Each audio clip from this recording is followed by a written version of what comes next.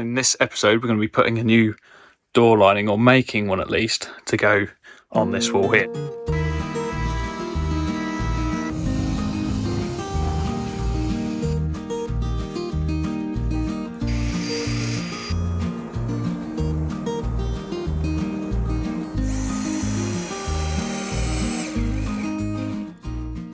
So this is the room that I did the CAD drawing on and made the bathroom cupboards for. So I'm just on site checking measurements. We've got to probably take the side jambs or the studs out of this stud work and then take a lot of this out because we're having some glass above here as well. But these are just some like really old 2x2 or 2x3 hardwood studs. So there's lath and plaster on the other side. Got my little hue bar there measuring to check that the stud wall is level, which it obviously isn't.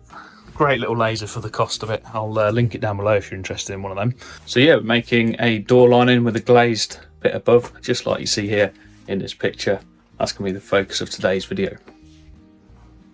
Like pretty much most of the painted internal woodwork in this house I've been working on, I'm using tulip wood for this project.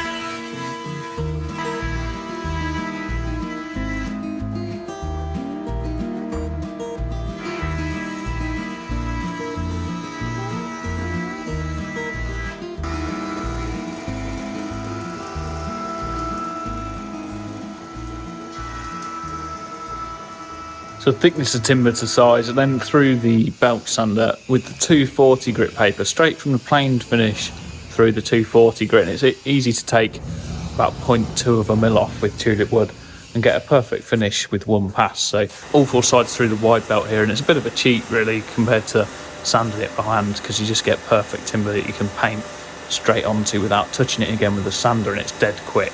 You'd never use when you've got a fairly reasonable sized workshop, buy a wide belt sander, because I wish I'd done it years ago. They are amazing. And onto the cross cut, just cut all the pieces off to length using the flip stop. But to do this housing joint here, I'm just going to raise one of the saws up and do multiple passes with the cross cut saw. You can do this with the chop saw as well.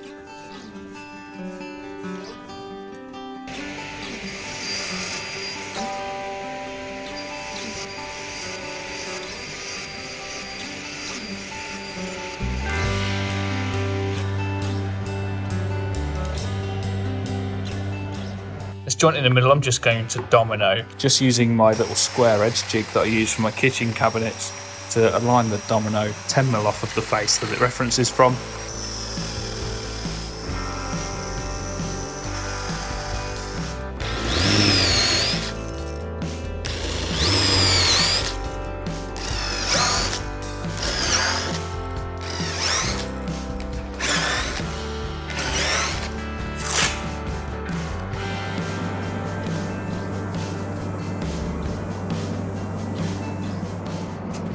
Purpose of spraying before assembly is so that I can denib the pieces in flat pieces of timber, which is really nice and easy to do with a mechanical sander. I'm not going to try and sand into corners of the frame by hand, so it just speeds up the process of getting a nicer finish on the woodwork.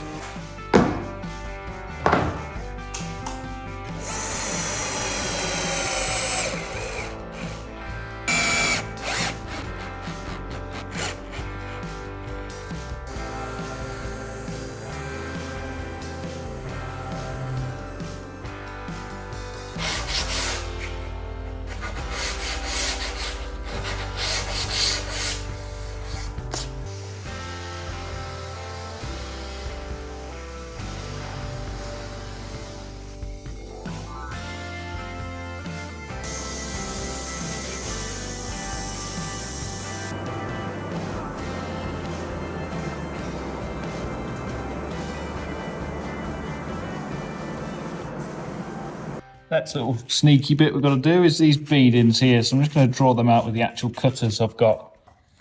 Two cuts, much like the green door frame. If you've not seen the green door, then definitely go check out that series. So what I want from this is a similar profile to on that front door. I want enough flat here to be able to have like a glazing bar coming up off it, because we've got this little intermediate bar that's going to be bonded to the glass so that it makes up sort of the 3 panes above the door.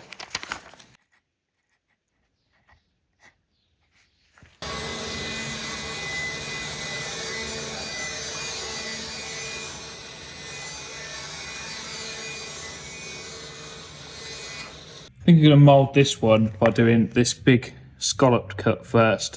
So if I set it to that angle, and the bottom of the cutter is about 3mm out the timber surface, I know that my final cut should be about right. The reason I'm going to do that is because this cut here from the square material is actually going to remove the last bit of cut from the surface of the wood. So if we imagine this as the starting block of timber here, like a square piece of wood, and this one cuts into it ever so slightly, even if it's only 1/2 mil of material removal here to get that nice curve.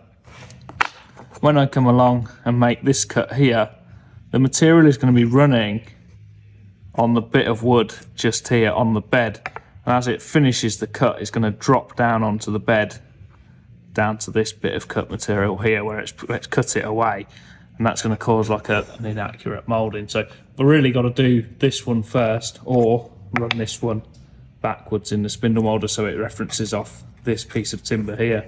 So I think it's pretty easy. I'll just do this one first and then finish it with this cut. I've just got to get my measurements dead right.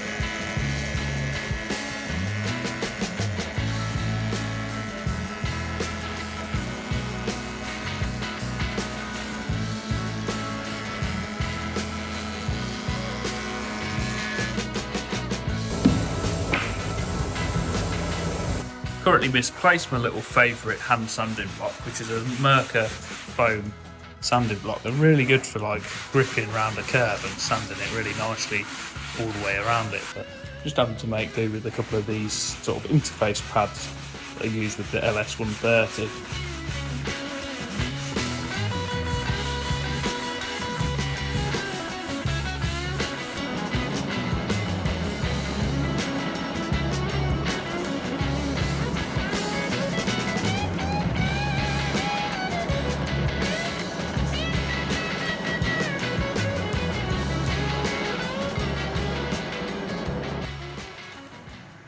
Got some little visitors in the spray room. I leave the window open in here, and some swallows have decided to nest in here. These actually secrete, like it's called a fecal sac. They turn round and do a poo pretty much every time they eat, and the mum carries it out the nest, which is really, I didn't know they did that. I've got 2 coats of paint on and denibbed that prior to cutting these beads in for the top of this lining. So I'm just going to mitre them round both sides. I can fix one side, but the other side has obviously got to be loose to get the glass in place.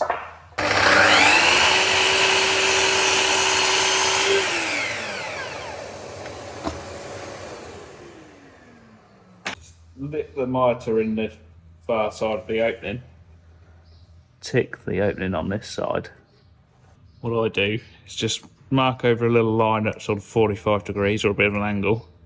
It gives you the intersect between the tick mark and where you can see it on the saw, and the opposite way up. So instead of it being like this, put this face down, you can see that tick mark and make the cut.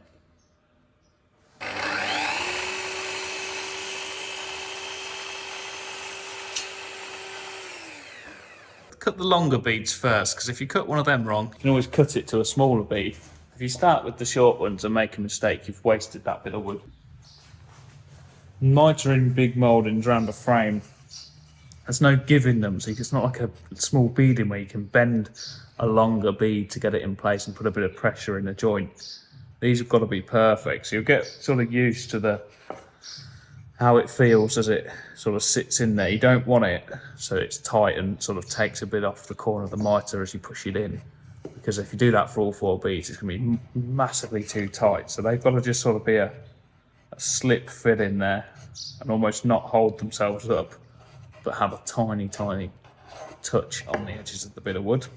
Only just made enough beading. There's a bit of damage on one of them. I've got a filler.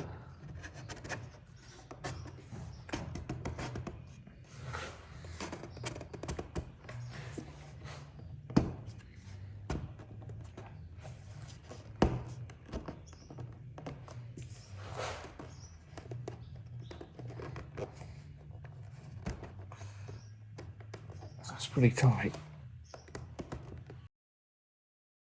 If you want to get them joints so they're really smooth, what I would do, because when you cut your mitre, all the bulk of timber in the middle, it's obviously got tiny little hairs of timber in there that will be sticking up and preventing this really sharp edge, which is the paint, and will have cut really cleanly, from going tight against the other bit of paint, like the cut edge.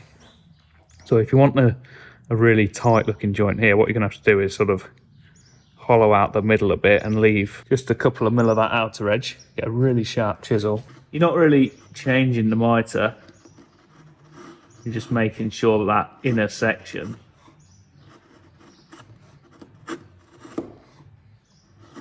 is hollow. And this is quite a handy tip for like kitchen cornices when they're MDF with a sort of vinyl wrap over them or stuff like that, or paint, even painted ones. You think, why do my mitres never sort of close up really tight on a kitchen plinth, like cornice or something? And that's why it's like the furrings of the material preventing the face, like the edge of the mitre, from going together.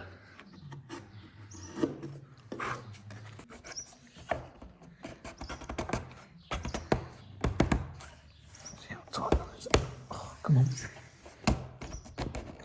So you can see how that sort of got that gap an awful lot better within that joint there. I might have to do a bit off the other side of that one, but yeah, it's one of the reasons why your mitres might not be that tight on something like this when they're bigger profiles. Yeah, looks neat. That's a nice looking little frame. It's got a couple of little glazing bars to put in here. Final little detail on these glazing beads or bars, like astragal bars.